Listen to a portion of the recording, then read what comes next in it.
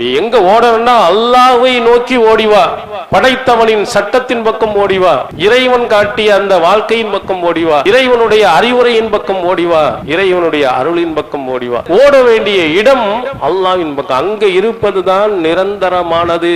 இது போலியான, உன்னை ஏமாற்றக்கூடிய ஒன்று. எத்தனை கோடிகள் நீ சம்பாதித்தாலும் உன்னை அடக்கம் பண்ணும் போது வெறும் உன்னுடைய சொத்து சுகங்கள் எல்லாத்தையும் கொண்டு போய் உள்ளேயும் போட போறது இல்ல. அங்க உள்ள போய் நீ ரொம்ப சந்தோஷமாகவும் இருக்க போக வேண்டியதில்லை. இந்த உலகத்திலேயே நல்லது செய்வாய் என்று சொன்னால் அந்த கபருடைய வாழ்க்கை நன்றாக இருந்திருக்கும். ஆனால் இந்த அற்பமான உலகத்திற்காக ஓடி ஓடி தேடுகிறான். நபிகளார் ஒரு அழகா சொன்னாங்க பாருங்க, இந்த உலகத்தினுடைய இன்பமும் ஆகிரத்தினுடைய இன்பமும் உங்களுடைய விரலை கடலின் உள்ளே நுழையுங்கள்.